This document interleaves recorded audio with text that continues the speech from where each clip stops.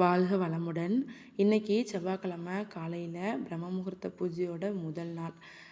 காலையில் வந்து பார்த்திங்கன்னா 4 மணிக்கெல்லாம் எழுந்திரிச்சிட்டேன். 4 மணிக்கு எழுந்திரிச்சு வாசலில் சாணி தெளிச்சுட்டு கூட்டி கோலம் போட்டுட்டு அதுக்கப்புறமா தான் குளிச்சிருந்தேன். குளிச்சுட்டு வந்துட்டு ஃபஸ்ட்டு நம்ம ரெடி ஆகிக்கணும். நான் ரெடி ஆகிட்டேன். ரெடி ஆகினதுக்கப்புறமா வெளியில் வந்து விளக்கெல்லாம் வச்சுட்டு அதுக்கப்புறமா வீட்டுக்குள்ளே வந்துட்டு பிரம்ம முகூர்த்த பூஜைக்கான வேலையெல்லாம் ஸ்டார்ட் பண்ணிட்டேன். சாமிக்கு வந்து பார்த்திங்க அப்படின்னா நான் எழுந்திரிச்சது 4 மணி. ஆனால் சாமி கும்பிட்டது 5:15 ஆயிடுச்சு. பூ வந்து நான் முத நாள் வாங்கி வைக்கலை. 5 மணிக்கு கால் பண்ணுங்கள், நான் எடுக்கிறேன் அப்படின்னு சொல்லிட்டு பூக்காரக்கா சொல்லியிருந்தாங்க. ஆனால் வந்து பார்த்திங்கன்னா அவங்க எடுக்கலை. அப்படிங்கிறதுனால வீட்டுக்கே போனேன். அப்போயும் அவங்க வந்து எழும்பலை. அதனால் ஓகே அப்படின்னு சொல்லிட்டு வீட்டில் இருக்கிற பூவையும் நந்தியாவட்டம் செடியில் இருக்கிற பூவையும் வந்து பறித்து காலையில் பிரம்ம முகூர்த்த பூஜை வந்து 5:30க்கெல்லாம் நல்லபடியாக பூஜை பண்ணி முடிச்சிட்டேன். என்னோடய சொந்த வீட்டில் ஃபஸ்ட் டைம் வந்து நான் பூஜை பண்ணியிருக்கிறது எனக்கு அவ்வளோ ஹாப்பியாக இருக்குது. உண்மையாகவே சொல்கிறேன், மனசார நான் சொல்கிறேன். என்னோடய வீட்டில் வந்து நான் இப்போ வந்து நான் பூஜை பண்ணியிருக்கிறது அவ்வளோ ஹாப்பியாக இருக்குது. இன்றைக்கி செவ்வாய்க்கிழமை அப்படிங்கிறதுனால பிரம்ம முகூர்த்த பூஜைலாம் முடித்ததுக்கப்புறமா சாப்பாடு செஞ்சுக்கிட்டே ஒரு பக்கம், ஏன்னா பசங்களை ஸ்கூலுக்கு அனுப்பணும் அப்படிங்கிறதுனால, அவங்களையும் அனுப்பணும் அப்படிங்கிறதுனால நான் என்ன பண்ணிட்டேன், சமைச்சிட்டு வெத்தலை தீபத்துக்கும் ரெடி பண்ணினேன்.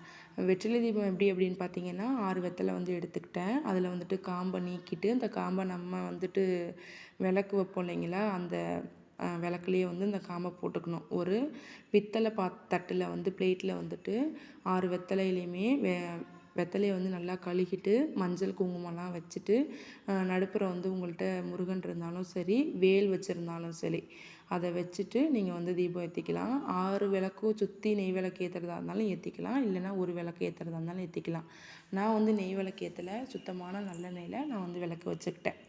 உண்மையாகவே சொல்லணும் அப்படின்னா எங்கள் வீட்டில் இன்னும் வேலையே முடியல. ஆனாலும் நம்ம சாமி கும்பிடணும் அப்படிங்கிற ஒரு இதனால் இருக்கிறத வச்சு எனக்கு தெரிஞ்ச முறையில் நான் வந்து சாமி கும்பிட்டுக்கிட்டேன். சாமி கும்பிட்ட உடனே அன்னைக்கே வந்து பார்த்திங்க அப்படின்னா எனக்கு வந்து ஒரு அற்புதம் நடந்துச்சு. இதை வந்து அற்புதம் தான் சொல்லுவேன். இது சின்ன விஷயமா இருக்கலாம், ஆனால் வந்து இதுக்காக ரொம்ப நாள் வந்து நான் போராடி இருக்கேன். எப்படின்னு பார்த்தீங்கன்னா, வீடு கட்டிட்டோம், நெக்ஸ்ட்டு அவ்வளோதான் அப்படின்னு இல்லாமல் ஒரு விஷயமுமே அடுத்தடுத்து நடக்கணுன்னா போராடி தான் செய்ய வேண்டியதாக இருக்குது. இப்போது இந்த மாதிரி வச்சு நான் சாமி கும்பிட்ருக்கேன். அன்றைக்கி ஈவினிங்கே வந்து பார்த்திங்கன்னா ஃபோட்டோஸ்லாம் எனக்கு வந்து அடித்து கொடுத்துட்டாங்க. எனக்கு அவ்வளோ ஹாப்பியாக இருந்துச்சு, ரொம்ப ஹாப்பியாக இருந்துச்சு. நம்ம வீட்டில் வந்து இந்த மாதிரி நம்ம ஃபோட்டோஸ்லாம், நமக்குன்னு ஒரு கனவு இருக்கும் இல்லைங்களா, இந்த மாதிரிலாம் கும்பிடணும் அப்படின்னு சொல்லிட்டு, அது எனக்கு நிறைவேறிச்சு. எங்கள் அண்ணா வந்து ஃபிட் பண்ணி கொடுத்தாங்க. ஃபோட்டோஸ் எல்லாமே செவுத்தில் வந்து ஃபிட் பண்ணியாச்சு. ரொம்ப ஹாப்பியாக இருந்துச்சு. நம்ம ஒரு விஷயம் செய்கிறோம் அப்படின்னா அது மனசார மனப்பூர்வமாக செஞ்சோம் அப்படின்னா கண்டிப்பாக நடக்கும். அன்றைக்கி வந்து பார்த்திங்க அப்படின்னா லன்ச் என்ன பண்ணியிருந்தேன் அப்படின்னா, வெண்டைக்காய் பொரியல், முருங்கைக்காய் சாம்பார் வச்சுருந்தேன். ஸ்நாக்ஸ் வந்து பார்த்திங்கன்னா மிச்சர் வச்சு கொடுத்துருந்தேன். நாள் ரசம் வச்சுருந்தது இருந்துச்சு, சாம்பாருமே கொஞ்சம் இருந்துச்சு. காலையிலைக்கு பார்த்திங்கன்னா பழைய சாதத்தை தாளித்து சாப்பிட்டுக்கிட்டோம். வேஸ்ட் பண்ண வேணாம் அப்படின்னு சொல்லிட்டு தாளித்து சாப்பிட்டுக்கிட்டோம். இதுதான் பிரம்ம முகூர்த்த பூஜை முதல் நாள் நான் பண்ணப்போ என்னோடய ரொட்டீன். காலையில் 4 மணிலேருந்து 9:30 மணி வரைக்கும் நான் செஞ்ச வேலைங்க.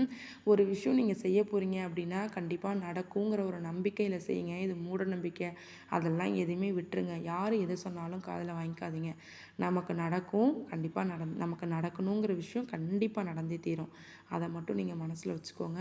உங்களோட குலதெய்வத்தை ஃபஸ்ட்டு வழிபட்டுட்டு அதுக்கப்புறமா உங்கள் இஷ்ட தெய்வம் எதுவோ அதை நீங்கள் வழிபட்டீங்க அப்படின்னா நமக்கு கண்டிப்பாக நமக்கு வந்து நடக்கும். எனக்கு இந்த வீடு கிடைச்சதுக்கு பிரம்ம முகூர்த்த பூஜை மட்டும்தான் காரணம்னு நான் சொல்வேன்.